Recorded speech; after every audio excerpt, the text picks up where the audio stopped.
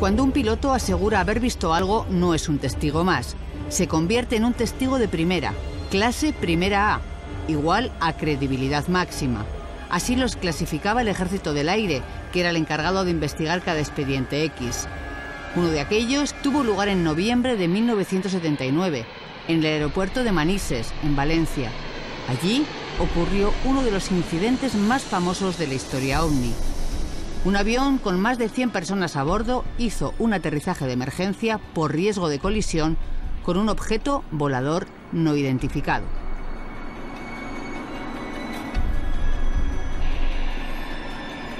Al principio pensamos que era una emergencia técnica, ¿no? Pero luego ya nos dijeron que había sido presuntamente interceptado por algún objeto no identificado.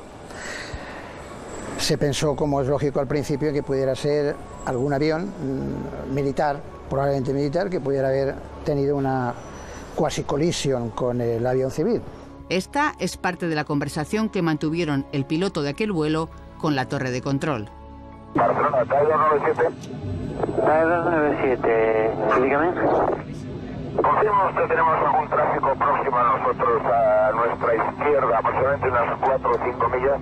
297, en negativo, no hay tráfico notificado. Tenemos señales de luces rojas, como a unas 3 millas a las 10 de nuestra posición. 297, ¿me confirma las luces están en el mar o están en el aire? Puedo ver 2 luces rojas fijas, sin flashing.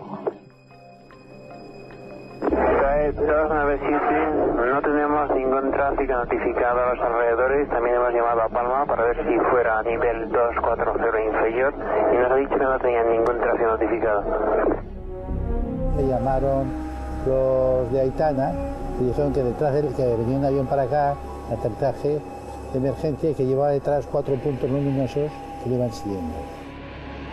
Tanto Tuazo como el otro piloto estelar de Tejada, que eran los dos, como una azafata, más 2 chicas austriacas que lo habían visto, pues decían lo mismo. Y cuando estaban terminando de sobrevolar Ibiza, vieron 2 luces muy fuertes que venían de la zona de Argel, y entonces pues tuvieron miedo a que hubiera una colisión, no sabían lo que era, y miraron y se vinieron para acá, hicieron un aterrizaje de emergencia. Barcelona, TAE 297, he incrementado el rate de ascenso a través de 280 y el tráfico sube mucho más rápido que nosotros y se acerca cada vez más. 297, recibida. Barcelona, TAE 297, pongo rumbo a Valencia. Pero ¿desea que llamemos a algún interceptor de la defensa? Pues si es posible, sí, información, porque el tráfico está a menos de media milla y ahora mismo ha bajado un montón, ahora debe estar unos 3.000 pies por debajo de nosotros. De acuerdo, vamos a comunicar con defensa por si saben algo.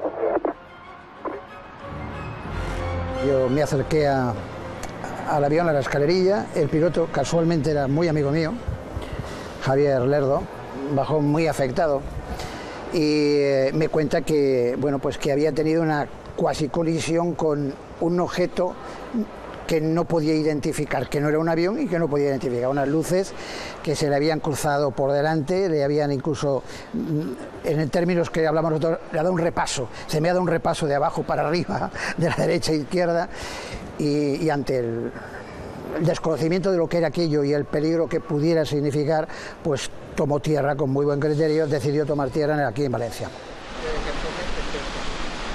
32 años después, 2 de los protagonistas, el director del aeropuerto y el ejecutivo de servicio entonces, siguen comentando aquella noche. Dicen que fue larga porque después del aterrizaje hubo más.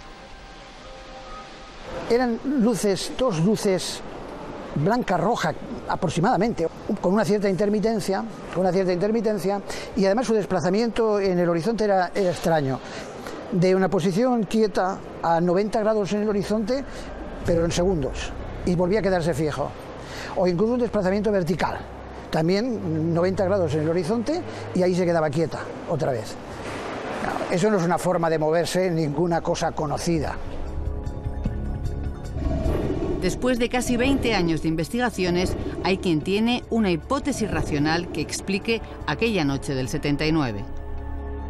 Aquella fue una noche excepcional, una noche única, pero no porque un piloto viera unas luces distantes que atribuyera a un ovni, sino por el conjunto de situaciones que se dieron, son básicamente irrepetibles. Hubo una radiobaliza de emergencia que puso en alerta a los aviones de la zona. Parte de la sexta flota americana estaba en el Mediterráneo y tal vez produjo interferencias en las comunicaciones. Además dicen que hacía 15 años que no se producían unas condiciones atmosféricas iguales.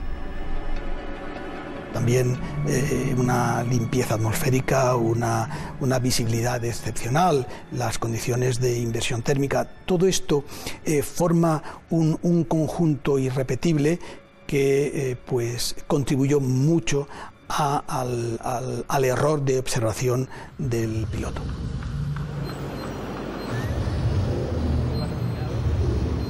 Las luces que ellos vieron, siempre las vieron en la misma situación, siempre las vieron a su izquierda.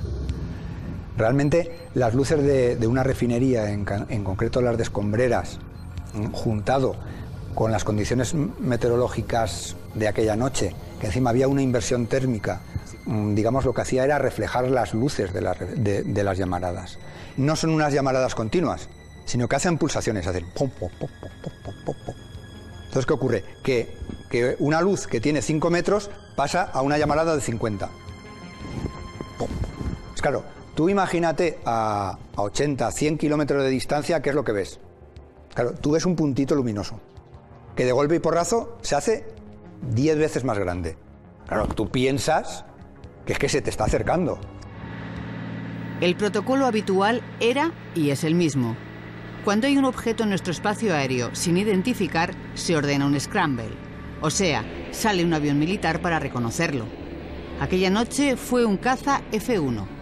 El piloto dijo que vio luces, pero no pudo acercarse tanto como para determinar qué era aquello. En este caso, la mayoría de los testigos eran de primera A, pilotos civiles y militares, por tanto, alta fiabilidad. El informe oficial concluyó, después de investigar los hechos, que no se había podido averiguar el origen de aquellas luces y se archivó como documento secreto. Fue uno de los expedientes X que el Mando Operativo del Ejército del Aire custodió hasta 1999 con el sello de confidencial. Javier. Justo lo que he comentado, me parece que los pilotos son tan humanos como el resto de los humanos. Concederles virtudes sobrenaturales sería exagerado.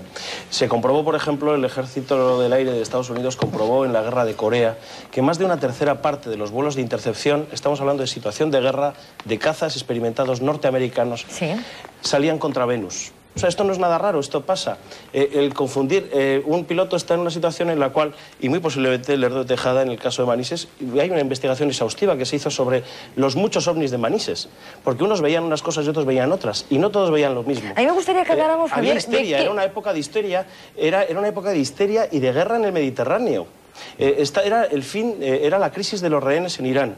Estaba quiero recordar, el Iwo Jima o algún otro. Había maniobras norteamericanas, había posibilidad de guerra eléctrica contra los Mirage, había un montón de estímulos posibles. ¿Se investigó este caso? Se ha investigado y se ha publicado. La investigación, es decir, ¿y en qué quedó? No podemos leer el libro, pero a grandes rasgos. Resumiendo, sería un cúmulo de circunstancias, algunas de tipo fenómenos físicos atmosféricos y, por otro lado, digamos, cuestiones de tipo psicológico del piloto, que no entraré en consideración. Pero es que no luego... solamente el piloto, es que Miguel desde tierra vio unas luces, ¿no?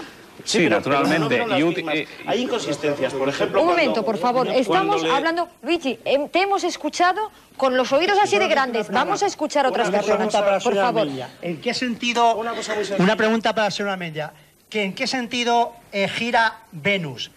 ¿En el sentido derecho de la aguja del reloj o en el sentido inverso? Bueno, a ver, usted que es del planetario. ¿Y de qué raza son? Pues son de raza negra y se puede coger Venus en Venus hay unos onda 500 corta grados en la superficie, señor mío, y son de raza negra.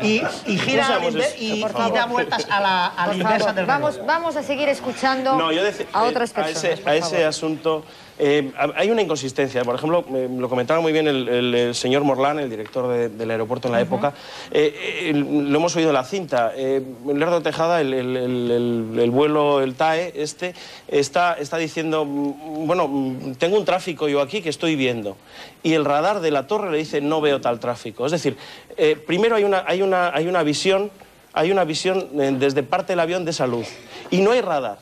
la confirmación del radar de Aitana es de otro objeto posiblemente o de otra cosa. Es decir, no podemos mezclar todos los estímulos para dar esa historia como se nos ha vendido siempre el caso Manises. Cuando se ha investigado con calma, con años, con una documentación como ha hecho Fernández Peris hace unos años, se ve que juega mucho esa histeria.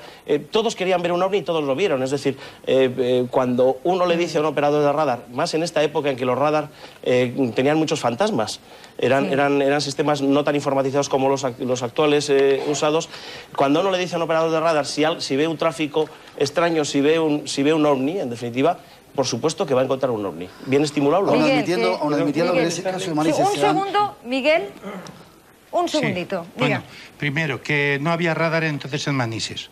Bueno, no existía. Bueno, entonces el controlador lo que mira son los planes de vuelo que tiene. Claro, perfecto. Y si no hay plan de vuelo es que no hay avión. Explicado su comentario, no, porque parecía radar que... no había, ahora le hay. Entonces no la había. No había más radar que Aitana. Y a mí Aitana, quiero aclarar una cosa. Yo no sé si extraterrestres o no los hay. No, yo estoy contando lo que pasó. Claro. Sí. Simplemente. Yo no sé lo que era. A ver, muchísimas gracias, señor Morlan. Miguel, un minutito, que tengo aquí muchas historias que escuchar todavía. Ahora, admitiendo que en el caso de Manises se juntan muchos fenómenos diferentes, a mí me parece un insulto para que un individuo como el comandante Lerdo de Tejada, con más de 8.000 horas de vuelo, decida parar un avión que no tenía por qué parar, bajar a 109 pasajeros y dejarlos ahí tirados en Valencia. Me parece que algo vieron. Me parece que algo... El comandante no menos experimentado, el 5 de noviembre del 98, confundió una reentrada de un satélite con un ovni. Esto no es el primer caso. Un comandante que estaba pasando una serie de problemas psicológicos. Vamos a escuchar a Miguel también, por favor, Javier. Es extraño que también haya un scramble y salga de la base de Los Llanos un Mirage F1 con el comandante Fernando Cámara a perseguir ese ovni que él contaba, que lo vio varias veces y que cuando se acercaba él de repente aquella extraña luz aceleraba y se le iba y se le ponía detrás. Y por último, a mí me parece extraño que Enrique Mújica, entonces un diputado del PSOE, haga la primera interpelación al Parlamento español diciendo que pasó en Manises. Algo debió ocurrir y hay una maniobra que hacen siempre, yo estoy acostumbrado porque llevo muchos años en estos temas, es la desinformación. Cuando hay algo que no interesa que llegue a la gente, te dan datos, pistas extrañas para que te confundas. Yo creo que el caso de Manises es uno de los casos más importantes y ahí están las pruebas. ¿Y por qué sucede esto? Perdón, me ha salido un gallo aquí. ¿Por qué pasan estas... ¿Por qué hay tanto ocultismo y se quiere dar caso cerrado y no informar? Ana, ¿por qué? No hay ocultismo. Es falso, eso se vende. Porque en el mundo... La explicación es muy sencilla. Sí, Martín. Lo decía al principio, hay un cúmulo de fenómenos físicos perfectamente demostrables, que es, por un lado, unas luces. Las personas que vieron tal ovni, lo que vieron eran unas luces. Intentaban perseguirlas, el F-18 que salió en su búsqueda, y nunca lo alcanzaba. Realmente se trataba de las luces... No, sencillamente eran las luces no directas, las luces de unas chimeneas que había en Valle de Escombreras, de una refinería, que en la zona se daba una inversión térmica que provocaba un espejismo en las alturas, a la altura del avión, y es lo que vio ese piloto. Bueno, esa es la explicación. Vamos a escuchar... No, es la explicación más natural y que se ha dado millones de veces. Por favor. Te voy a contestar. Mira en dirección a Escombreras, donde hay unas luces, donde está sucediendo eso, y ve un ovni, señor mío, lo más natural, lo más lógico es pensar que ese ovni son las luces. A los que quieren inventarse los extraterrestres les parece que lo más natural es pensar que yo quiero contestar una cosa. Que el comandante Cámara no podía ver Cartagena, ni la luz de Cartagena, por la sencilla razón de que esa luz... hablando del primer vuelo. Bueno, que él siguió. Esa luz venía hacia Barcelona. O sea, no venía hacia el sur. No, en el caso del Mirage es diferente. Eso sí, bueno, y la semana segundo, las luces, o sea, a mí lo que más me extrañó fue, porque cuando se mira hacia el cielo puede haber confusiones, pero es que ellos las vieron pasar y las vieron por debajo de ellos. Entonces la vieron por la luz entre ellos y el mar. El caso Manises... sino que era Miguel, por favor. Y un avión puede ver debajo suyo algo que no está realmente físicamente debajo. El avión se está moviendo y está girando. Su horizontal no es la horizontal. Gracias. Vamos a escuchar...